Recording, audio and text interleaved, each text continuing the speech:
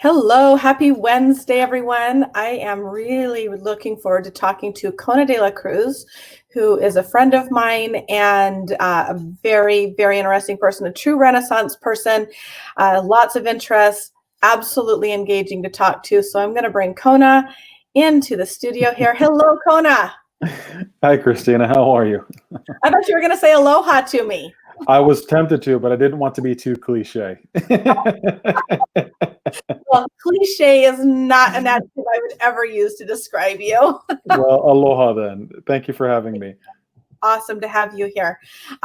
So like I said in the intro, you are a Renaissance person. You have just such a vast array of interests and passions and skills. And so I want to just start by talking kind of about your life journey. What was your childhood like? Where were you born? How did this all become, like, create who you are now, Kona? Oh, what a loaded question. And of course you would ask me that.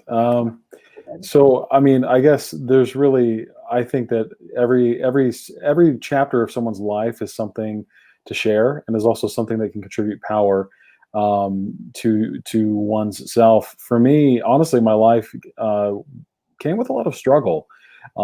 As growing up, we dealt with homelessness actually a fair amount. Not to say that we were always on the street or ever on the street, and which I'm grateful for, but oftentimes we spent a lot of time living in and out of the homes of other people that were generous to us. At the same time, my dad was always looking for work, and so as you can imagine, we were moving quite a bit as well. So by the time I had graduated high school, I had been to 13 schools. And that's, yeah, not military. I know that there's lots of military families out there that have been to many more, and so I have a deep appreciation and respect for that. But I found that at a very young age, that if I allowed my circumstances to define me, that I would become very lost, either in who I am or in where my place is in the world. And so that's something that's had a profound impact upon, where I am and the things that I do, is realizing that I have a value. And I guess this is sort of a leeway into part of our other discussion, but I'm hugely motivated in helping other people find their own value and what that means to the world around them, and what that means to their community, to their family, even to themselves. And oftentimes, it's sad to me how common it is for people to feel that they have no value. And I feel like that is a plague. I feel like that is its own pandemic that we're fighting. And that's something that I am doing my best to overcome in my own way. That is phenomenal, and how insightful and really mature of you to realize that at such a young age. Mm. I think that's something that's really unique, because, as you said, that lack of self-worth, that not feeling valued or worthy, it is a pandemic, and it's not one that's we have an out vaccine for. Yeah. There's no vaccine, and it almost feels like it might be getting worse. And so, True. Absolutely. yeah, love that, and that you were able to find that even amidst what many people would think of as chaos, the chaos of your childhood, moving all over the place, living in other people's homes. I'd love for you to go into just a little bit more depth about that, about how you found that flame within you. No, absolutely. And to be honest, it wasn't easy. So I come from, I'm actually what you would call a third culture kid. It's a term that you can look up on. Well, it's a term out there for someone who comes from a host culture, but is in a country or an area of a second culture. So the family becomes a third culture, which is sort of a hybrid between the two.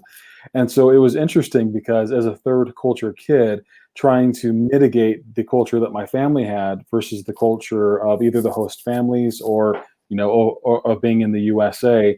I come from a very collective interest background, and so if you look across the spectrum, right, there's more collectivist cultures. We think of those more traditionally as Eastern cultures, and then there's more independent cultures that you think of as more Western style cultures, which the U.S. definitely falls within. And so for me, kind of trying to find my place, trying to honor my family, kind of respect our struggle, while also finding my own voice. It was a delicate path to tread, is something that I can say with certainty. But I do remember, I probably wasn't any older than 12 or 13, but there was a time where I remember having a conversation with a friend, and I was making a commitment that I had no intention of keeping. And I knew in my mind, even as I was speaking, that I had no intention of keeping the commitment. And my thought to myself was, I hate this about myself. I hate that I am either, being this fake, or that I'm not being true to myself. And I remember having the distinct impression, if I don't stand up for who I am, I'm going to end up like this for the rest of my life. And it was a small moment, but it has had a profound impact on kind of who I became after that. I realized that if I wanted things to be different, that nobody was going to hand me a gift card, to a better life, or, Bill Gates wasn't going to pull up in his, whatever, and say, "Hey, you guy on the street," that I had to lift where I stood. And so at the end of the day, that's when I really began what I'd say was an overhaul of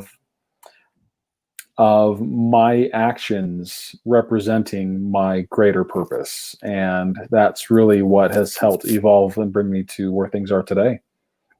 Wow. I love that. And that phrase, lift where you stand, that's something that I hear you say a lot. That is Mm, really central to your mission, right. is lifting and helping others lift where they stand. Would you consider that to be one of your superpowers? I suppose I would consider it to be one of mine, which I think is ironic, because at the end of the day, it's not something that's unique to me.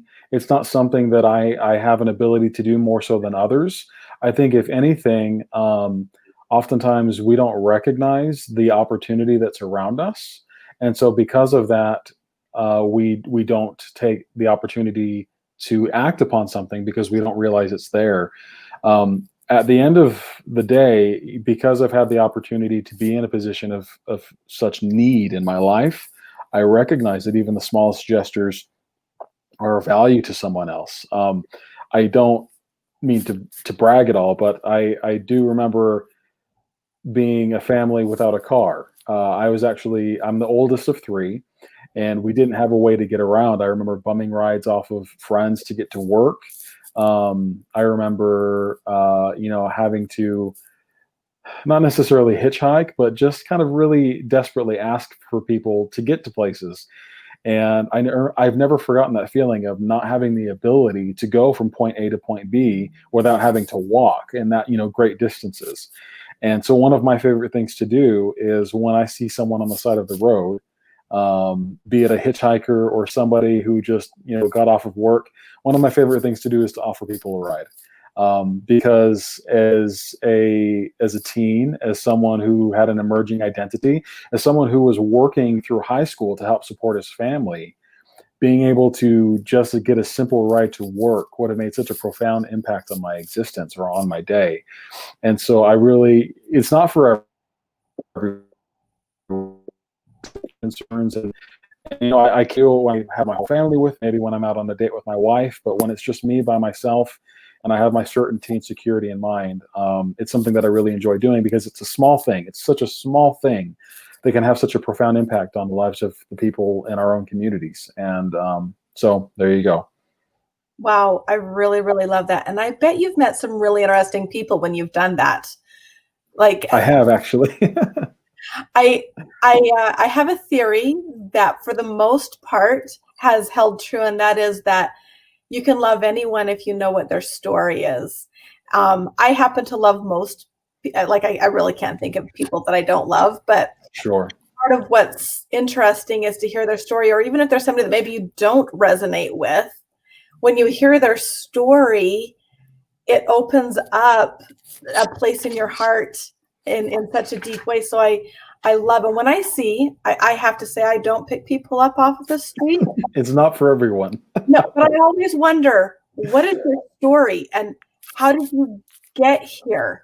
Send them a little prayer, a little bit of love, or whatever. Just because I wonder what brought you to this place where this is what your life looks like.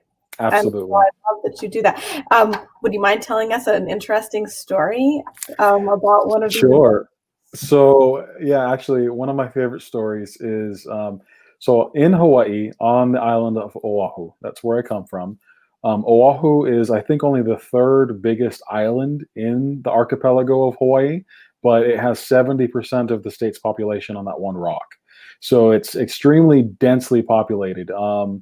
I describe it kind of like LA, but in the middle of the Pacific. And so I would actually have a lot of friends often come to visit me, and they'd be like, "This is Hawaii. This feels like it's the mainland." And I'm like, "Sorry, guys, this is, anyways." But what are you complaining for? You got a free place to stay on Hawaii, anyways. Um, in Hawaii, there is actually a place called Waianae, and in Waianae, there is a section that is known for being particularly brutal or for being maybe a little, I don't know, risky, I suppose is the best way to put it. And one day I was riding my motorcycle through Waianae, and my motorcycle ran out of gas. I hadn't been paying attention, and I ran out of gas anyways. So I was stranded at a gas station what was it? I'm not sure if I didn't have my wallet or something along those lines, but I was stranded at a gas station, and all I had was my cell phone. And while I'm at this gas station, there was somebody who was homeless, and just minutes prior, he had been standing in the middle of an intersection, four-way intersection, yelling at traffic. So when I talk about being homeless and maybe having a personality that's a bit unique to the people that are normally around you, this was it. And so he's this homeless guy standing in the middle of the street, shouting at traffic, yelling at cars. And it just so happened that after I had run out of gas at this gas station, he had finished yelling at traffic and had come and sat on the curb right near where I was. Well, as you can imagine, most people don't make a habit of hanging out with people that yell at cars in the street. And I was sitting there, and I found myself thinking, man, I wonder who this guy is. I wonder what his story is. And so even though he had been yelling at traffic, at cars in the middle of an intersection minutes earlier, he came and he sat down probably, I'd say about 10 feet from me. And I stood up and I went and walked over to him, and I sat down next to him, and we speak pidgin in Hawaii, so it's kind of like a mixed language. A pidgin is like a hybrid language between two languages. So in Hawaii, there's Hawaiian, and then there's also English that are both commonly spoken. Pidgin is sort of a bridge between the two, if that makes sense. But I sat down with him and I said, "Hey, bro, how you stay?" And basically, "What's up, man? How you doing?" And he turns and he looks at me like somebody's talking to me, and he was like, "Good, I'm good." And we started up a conversation. And here's this guy. Honestly, I don't know the last time that he had an opportunity to really shower. I don't know the last time that he had an opportunity to share a meal with someone. I don't know when the last time was that he had an opportunity to share a conversation with. We're found together in this one moment, in one space, in this one time, sharing a story together. And at the end of the day, he's like, "What are you doing here?" And I said, "Bro, I ran out of gas." And this guy who is homeless pulls out cash and he offers me cash. He goes, "Go get yourself gas." Anyways, needless to say, I didn't take the money. I accepted it from him in the moment. And then we kept talking, and about 10 to 15 minutes later, I hoped that he had forgotten that he gave it to me, and I gave it back. And he did. He had forgotten that he had given it to me, so he took it back. And he was like, "Hey, thank you." So anyways, it was kind of a funny story, but it just goes to show that no matter who you are, no matter where you're at, I do believe fundamentally that at some degree we all have good in us. And this one random homeless guy on the street by himself offered me money while I was stranded in Waianae in a random beach on Hawaii. And so I feel like that's probably one of my favorite experiences that I've ever had in my life. Just that we all have the ability, no matter what our circumstances, to lift where we stand. I I love that story so much, Kona. Thank you for sharing that. And I feel like we've danced around this just a little bit in the last few minutes. But what I want to know now in just the last 5 minutes that we have together is, what drives you? What is your mission? You know, I appreciate that question. That's a sincere question. That's also a difficult one. I would have to admit that one of the things that really drives me is I believe that it's not unique to this age, but it is becoming more apparent in that we are in a world that's trying to chase external value, when I think that the answers and the fulfillment that we're seeking are really within us. And I've been blessed with a unique ability, just because of the circumstances that I've had an opportunity to go through, of being able to recognize people's genius, and to be able to recognize, the contribution that people might not realize that they have. And so if I had to boil down my mission into one thing in particular, it's that I really truly hope to help people wake up to their own value. I hope to help people wake up to their own strength, and, kind of as you put it, I hope to help people wake up to their own superpower. And that looks different for each of us.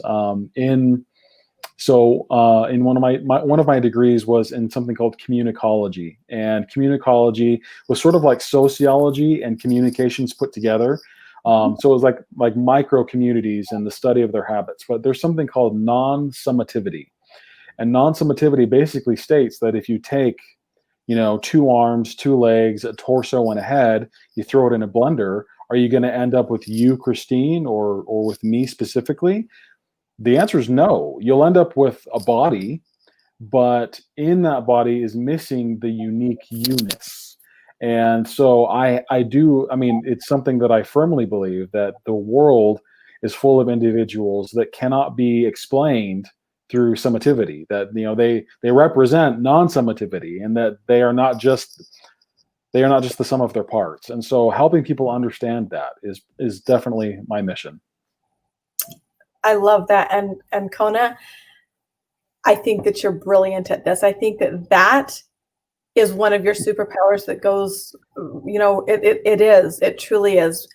The way that you are so open to others, to their story, and the absolute love that you radiate for people is brilliant. Well, thank you. Thank you.